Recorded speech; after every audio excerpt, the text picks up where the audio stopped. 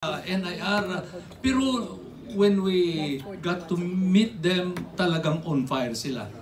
This is an island of fire really. So, kunting panahon na lang. Itong 7 years na sinasabi ng mga tatay natin, napaka-exciting ito! Amen! Hallelujah! Hallelujah! So, okay. Sino next? Pastor Rone? Pastor Rone. Okay. Sister Elda? Dahil sa Escalante House of Prayer. Although may prayer house na kami sa Davao, established na yung prayer house doon. Daily din kami. Pero nung time na nagtaka ako, ni-remove ako ni Lord doon. Ang nangyari, January, binaha kami hanggang bubong. Tapos, after 10 days, February, lapas na ng bubong, wala na kaming gamit. Tapos, naiyak ako, Lord, intercessors ako, araw-araw ako nag-pray. Bakit nangyari sa amin ito? Ito si Tita Arlene, bago ko lang talaga siya kilala, last September 2023. Sabi niya sa akin, December, magpagawa siya ng prayer house. Sabi ko, pwede ako. Sabi ganun, pero hindi seryoso kasi meron na akong prayer house, sinawakan dalawa sa prayer house sa Day Spring sa Davao City at saka sa Capernaum Hospital sa Davao City. Doon talaga ako sa hospital na na-assign, yung facility ni Gina Osmeña doon. Tapos, nung MX3 ni Gina Espejo ng MX3, doon ako sa facility niya. Tapos, ang nangyari, tinawagan ako ni Tita Arlene na gusto mo lumipat kasi nga nabaha na, wala na kaming gamit, wala lahat. Zero. Tapos, sabi ko, sige. Tapos, nung pagsabi ko, okay, hindi siya nag-respond. Sabi ko, Lord, kung hindi mo ako paalisin ng Negros, uwi ako sa farm namin sa Kalinan. Sabi, doon ako, pero hindi na ako mag-serve dahil walang prayer house doon. Tapos, kinahapon na nag-text siya, bigyan kitang plane ticket, punta ka ng Negros. Sabi ko, Lord, Negros talaga, i-remove mo talaga ako sa Davao City, na taga Davao ako na may bahay kami, may farm kami. Sabi kong ganun, sige. Pero no, ni-remove kami, pinadala kami ni Tita Arlene dito. Grabe, di ko sukat akalan. Akala ko ako lang, okay lang sa akin na maging intercessors, ako lang. Di ko iniisip yung anak kong special child. Grabe ang burden, grabe ang sakit. Araw-araw siya umiyak. Hanggang ngayon, gusto niya umuwi ng Davao. Pero yung heart ko andito sa Negros. Okay na yung prayer house. Nagpipray kami every day. Don't watch. 3 a.m. Nag-start na siya, nag-start na ako.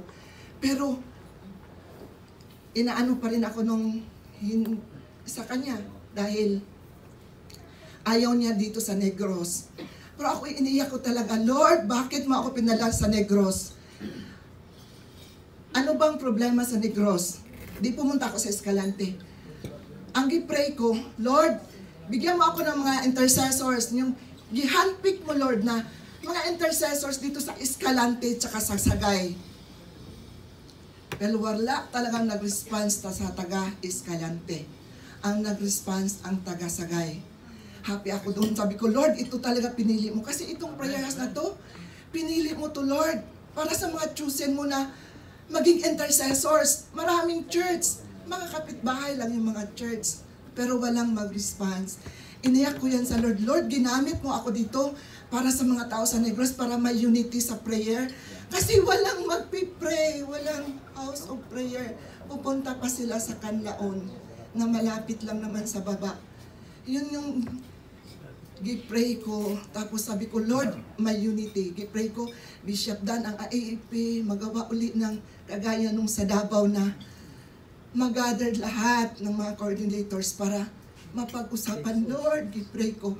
Pwede ko sa katakalain na ganito. Kasi hindi naman ako nakasama nung April. Pero answer prayer kasi andito kayo. Tapos, nung 72 hours na prayer, ganito. may bisita kami na mga chosen din na galing Iloilo. Nag-pray kami.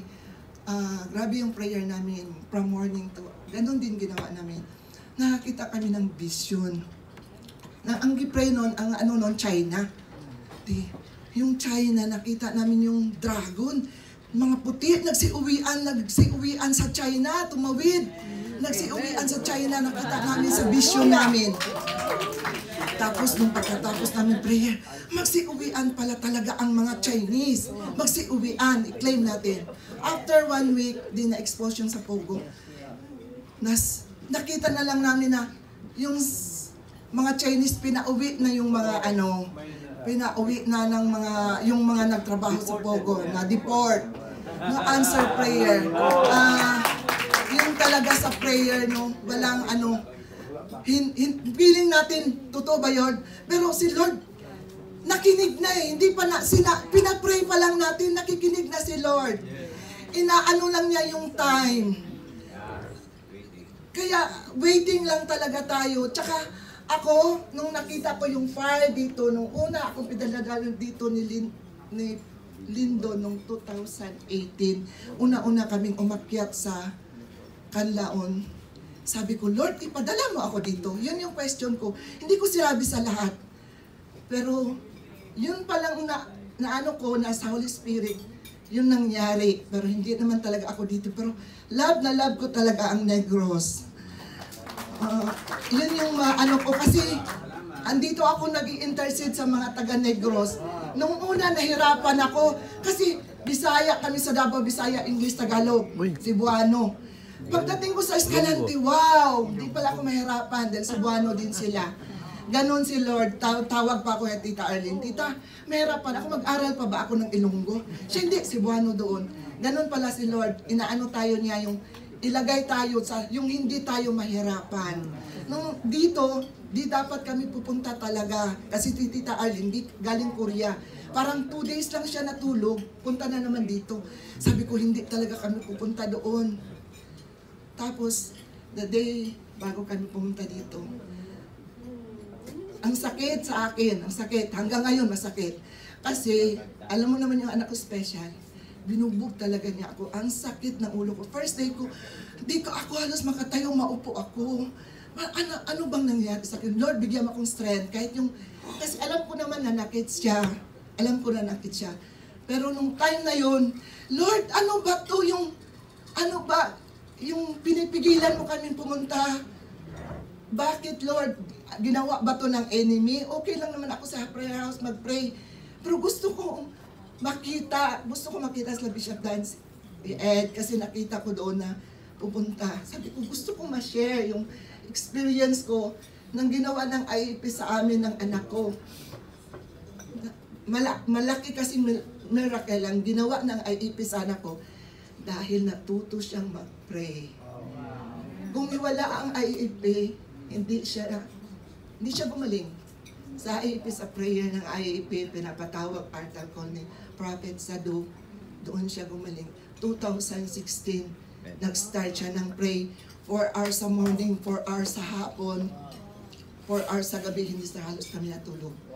Ngayon, 3 a.m., lahat ng mga tao sa Escalante na dumadaan nun, nag-pray siya. Kahit ganyan yung status niya, andun yung passion niya para mag-pray. Sana lahat din mga young, mga youth, ganyan din. Thank you sa lahat.